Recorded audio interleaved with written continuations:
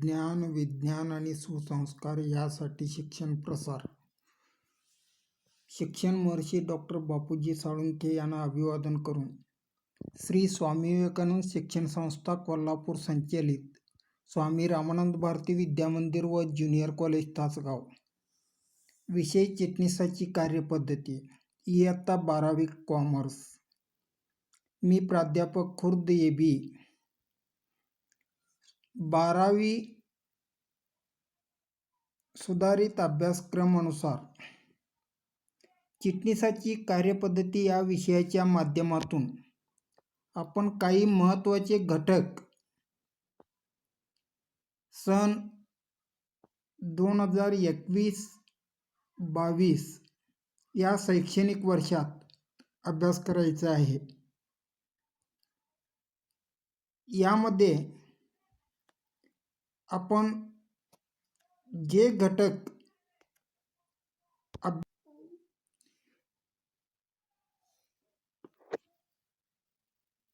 ज्या घटकांची आपण अभ्यास करायचा आहे त्या घटकांची आपण थोडक्यात ओळख करून घ्यायचं आहे, म्हणजेच syllabus of the HSC boards. त्यामध्ये पहिला घटक आपण चर्चा करायचा आहे संस्थात्मक वित्त स्रोत, म्हणजेच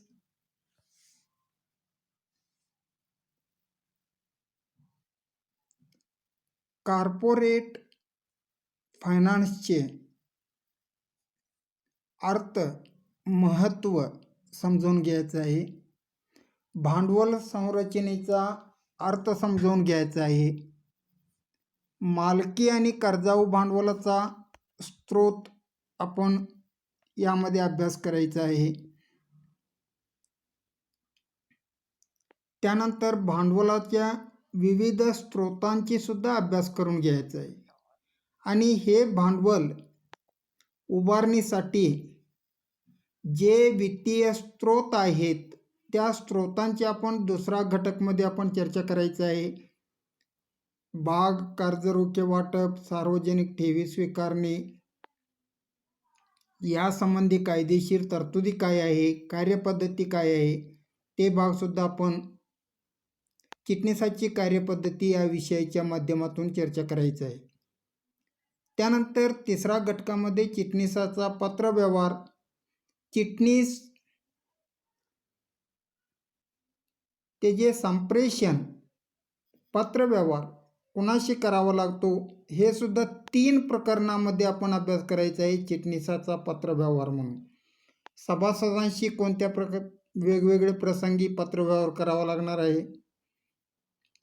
कर्ज रोखेधारकांशी वेगवेगळ्या प्रसंगी पत्रव्यवहार करावा लागणार आहे, ठेवीदारांशी सुद्धा वेगवेगळे पत्रव्यवहार करावा लागणार आहे.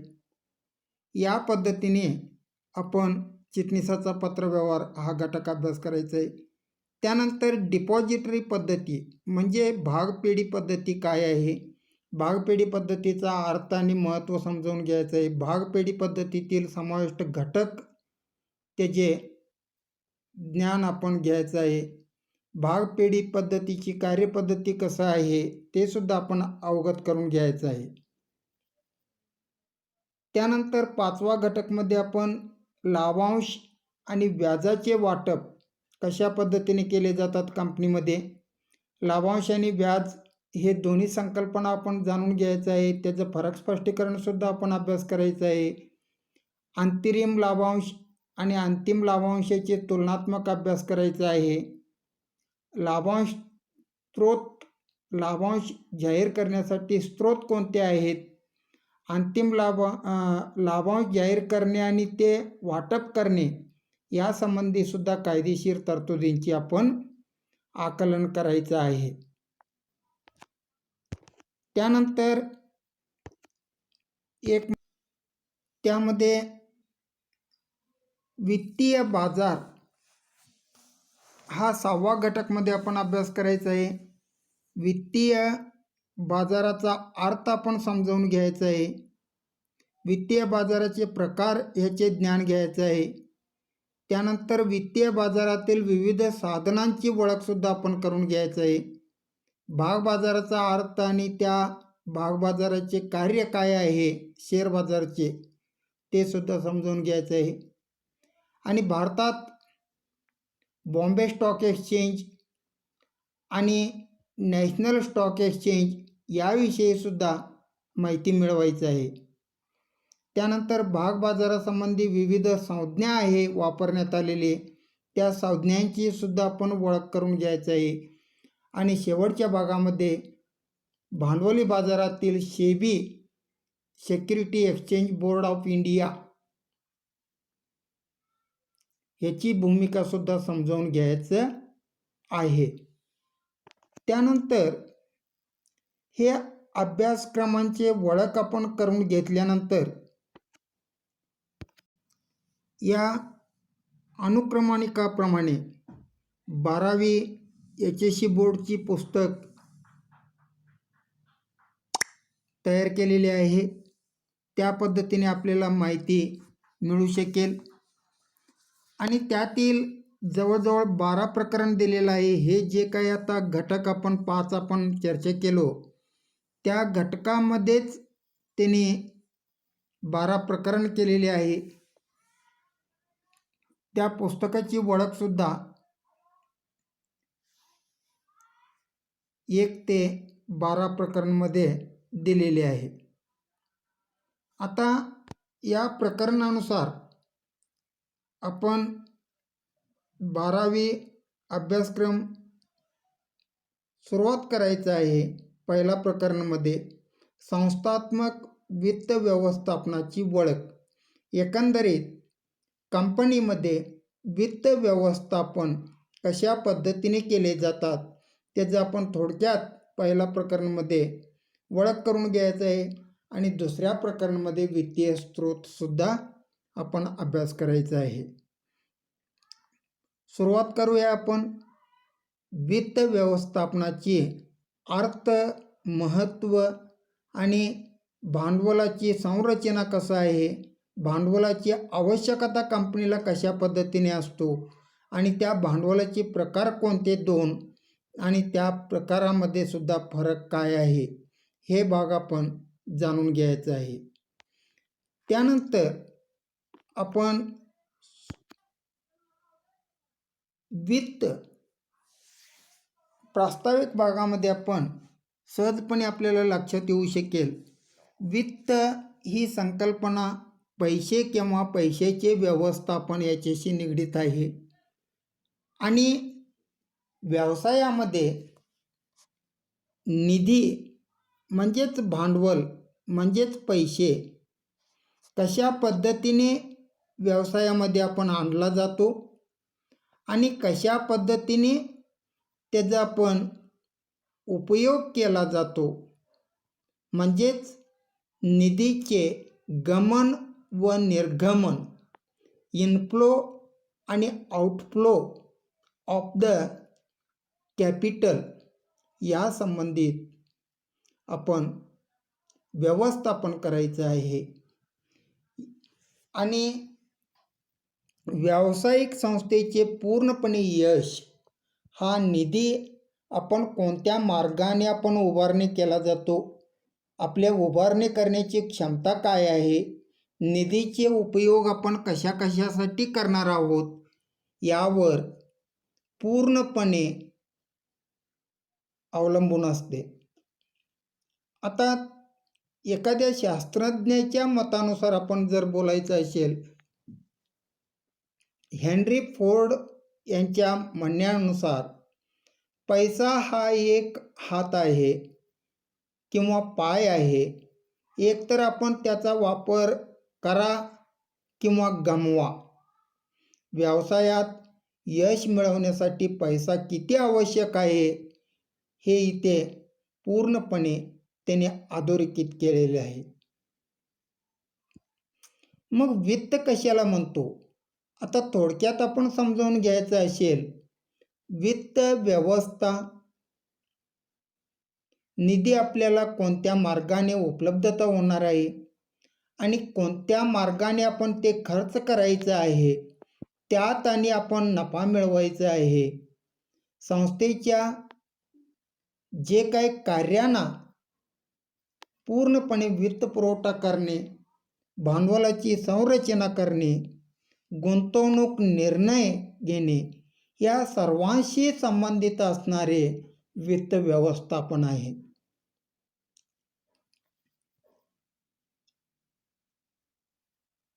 त्या शास्त्रज्ञाच्या मतानुसार जर आपण बोलायचं असेल, हेनरी हॉगलँड यांच्या मतानुसार संस्थात्मक वित्त व्यवस्था व्यावसायिक संस्थेने केलेले भांडवल संपादन आणि त्याचे विनियोग या गोष्टींची हाताळणी करत असते.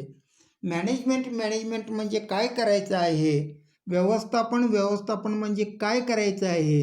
पैसा किंवा निधी किंवा भांडवल हे सगळे एकच आहे. एकसारखेच आपण शब्द वापरला जातो.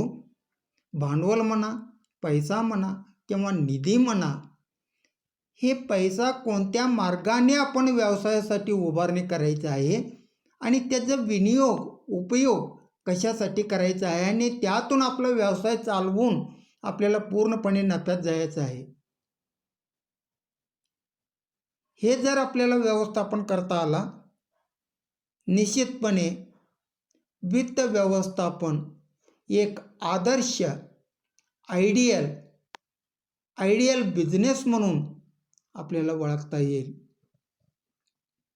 त्यानंतर वित्त व्यवस्थापन किंवा त्याची व्यवस्था करणे यामध्ये काय आहे नेमकं. पहिला वित्तीय नियोजन करावं लागतो, फायनान्शियल प्लॅनिंग पाहिजे आपल्याला. त्यानंतर भांडवली बाजारपेठेचे अभ्यास पाहिजे, मुद्रा बाजारपेठेचे अभ्यास पाहिजे, भाग भांडवल बाजार यांचा अभ्यास पाहिजे. ह्या सगळ्या अभ्यासावरून आपण काय करता येतो, फायनान्शियल प्लॅनिंग करता येतो, वित्त नियोजन करता येतो. विदेशी भांडवल यांच्याशी समावेश यामध्ये केलेला आहे. फॉरेन कॅपिटल आपण घ्यायचं काय, त्यांना परतावा किती द्यावा लागतो. आणि तुम्हाला एक नाही 10 वेळ मी बोललेला आहे बाळांनो, पैसा हा फुकट मिळत नसतो. पैसा आपण परत द्यावा लागतो आणि याशिवाय त्यांचं जे काही लाभांश असू दे, डिव्हिडंड असू दे किंवा आपण व्याज म्हणतो व्याज असू दे, या पद्धतीने आपल्याला परतावा करावा लागत असते. म्हणून व्यवसायामध्ये वित्त उभारणी करत असताना आपल्याला कमीत कमी खर्चामध्ये, कमीत कमी पैशामध्ये किती भांडवल आपल्याला उभारणी करता येते ह्याच्याकडे पूर्णपणे आपलं लक्ष असणे गरजेचं आहे. आणि ते उभारणी केलेले भांडवल कशात आपण गुंतवणूक करून आपले व्यवसाय चालवायचा आहे आणि पूर्णपणे आपल्या व्यवसायाच्या माध्यमातून नफा मिळवायचा आहे. या वित्तीय संस्थांमध्ये बँकांचाही समावेश त्यामध्ये केलेला आहे. बँकांचाही महत्त्वाचे रोल आहे. त्यांनी सुद्धा कर्जाऊ भांडवल कंपन्यांना, व्यवसायांना पुरवत असतात. वित्त व्यवस्थापनाचे नियोजन करत असताना वित्त व्यवस्थापक काही गोष्टींची तो खात्री करून ठामपणे त्याचं मत मांडावं लागतो. Financial manager 10-10 lakh, 50-50 lakh, 25-25 lakh package देऊन त्याला ठेवलेले असतात, अपॉइंट केलेले असतात. हे पूर्णपणे बाजारपेठेचे अभ्यास करून व्यवस्थापक मंडळाला तो खालील मुद्द्यांशी पूर्णपणे तो स्पष्टपणे व्यवस्थापन मंडळाला सांगावा लागतो. संस्थेकडे पुरेशी किंवा समाधानकारक वित्त व्यवस्था उपलब्ध आहे की नाही, संस्था किमान मूल्य असलेले योग्य प्रकारच्या निधीचा वापर करत आहे. आपले किमान मूल्य असलेले म्हटलो इथं, म्हणजे सांगायचं तात्पर्य कमीत कमी खर्चामध्ये भांडवल उभारणी करायचं आहे. जास्त टक्केवारी देऊन भांडवल उभारणी करायचं नाही आहे इथं. त्यानंतर सध्या उभा केलेल्या निधीचा योग्य वापर आपण करत आहोत. संस्थेच्या मालकांशी कमाल लाभांश निर्मितीसाठी प्रयत्न करत आहे, या सर्व गोष्टींची वित्त व्यवस्थापक म्हणजे फायनान्शियल मॅनेजर खात्री द्यावा लागतो.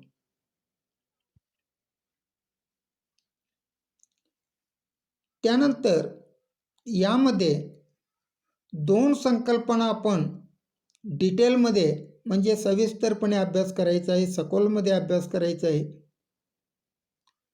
वित्तीय निश्चितीचा निर्णय व्यवसायाला घ्यावा लागतो.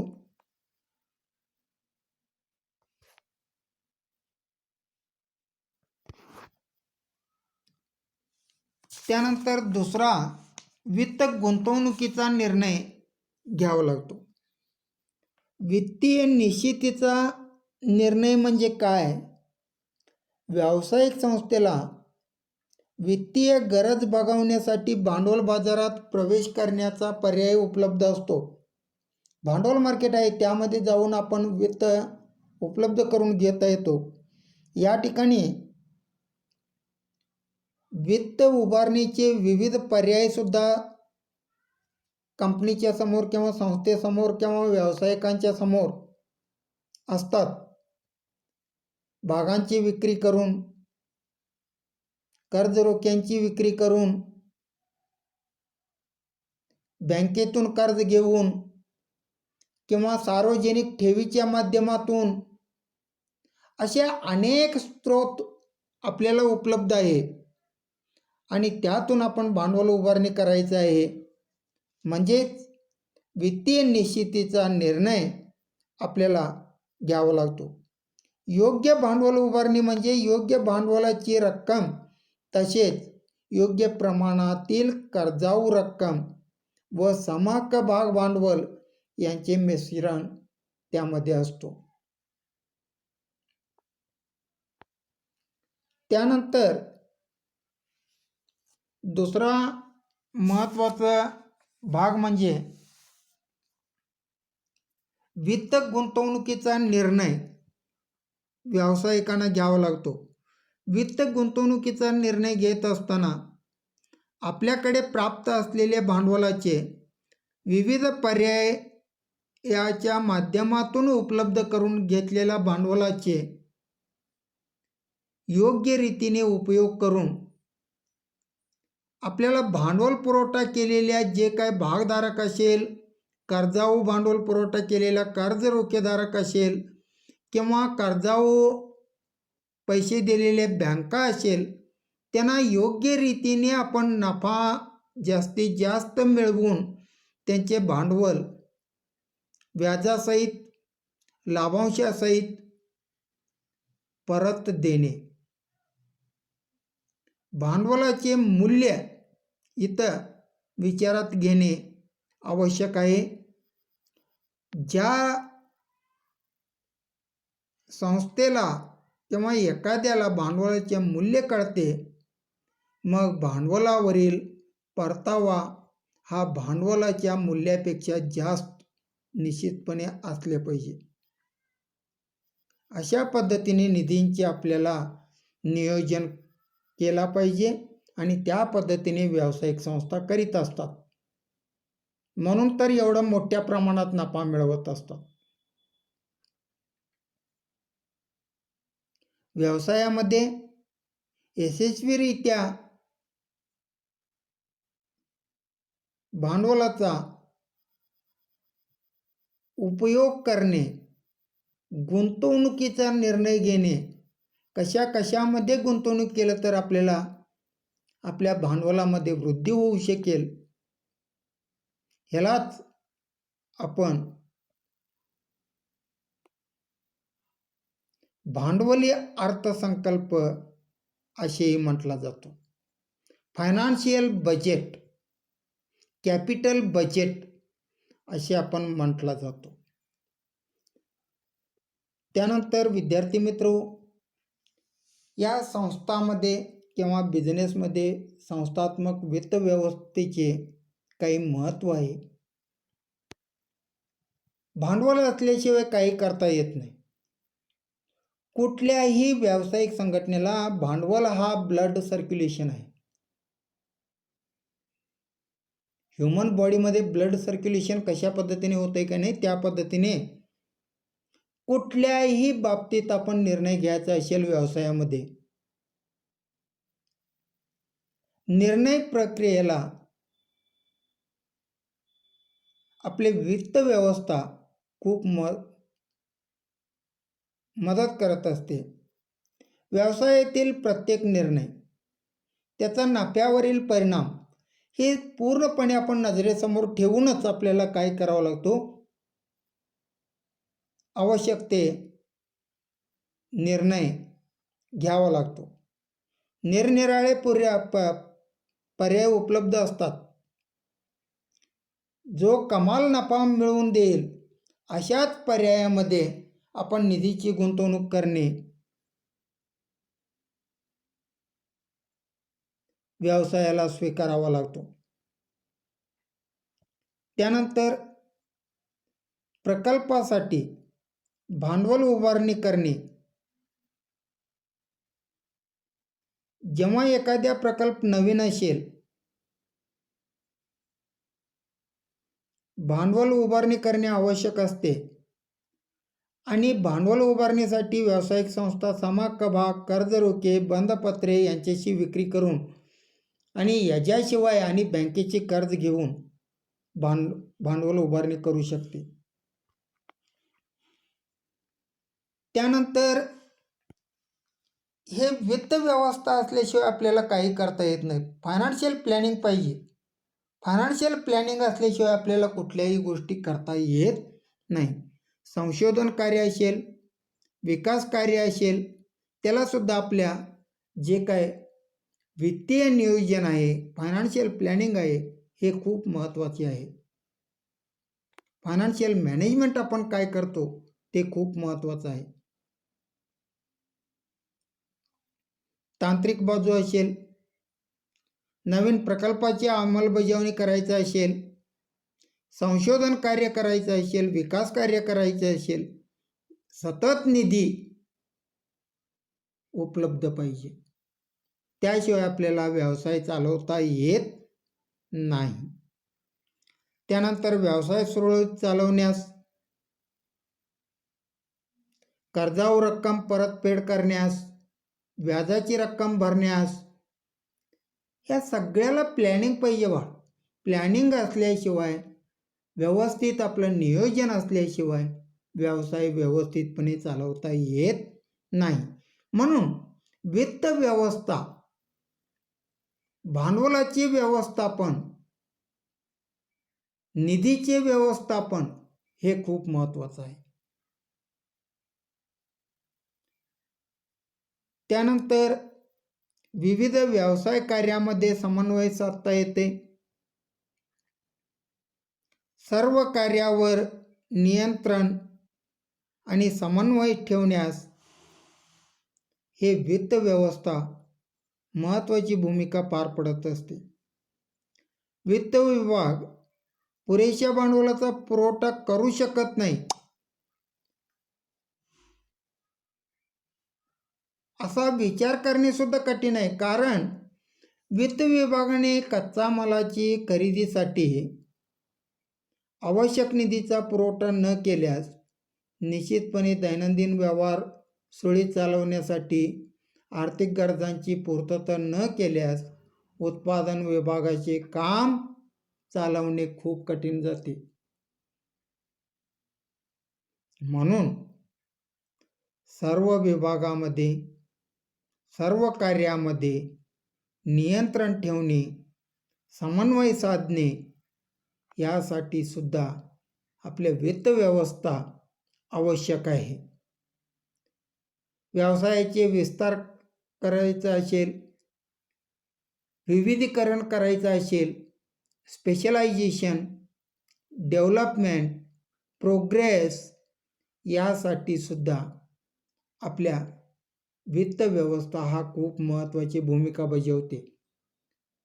अरे बॅलन्स असल्याशिवाय काय करता येत नाही. बॅलन्स पाहिजे, भांडवल पाहिजे. बँक बॅलन्स असल्याशिवाय काय डेव्हलप करणार आहे? काही डेव्हलप करता येत नाही. काय स्पेशलायझेशन करणार आहे? काही करता येत नाही. मग हे सगळे व्यवस्थित सुरळीत चालवायचं असेल तर आपल्याला वित्त व्यवस्था, फायनान्शियल प्लॅनिंग व्यवस्थित असणे आवश्यक आहे. त्यानंतर व्यवस्थापकीय जोखीमसुद्धा हाताळता आला पाहिजे. त्यावेळीसुद्धा अनावश्यक खर्च होणार असतो. अनएक्सपेक्टेड एक्सपेन्सेस होणार असतंय तिथं. अचानक विक्रीत झालेली घट, नैसर्गिक आपत्तीमुळे झालेली तोटा, संपामुळे झालेली तोटा, हे सगळे कुठनं नुकसान भरपाई भरून काढायचं आहे. हे जोखीम आहे सगळे. ह्या जोखीमेला सुद्धा आपण सामोरे जाता आला पाहिजे. अशा पद्धतीने आपले फायनान्शियल प्लॅनिंग स्ट्रॉंग असणे गरजेचे आहे.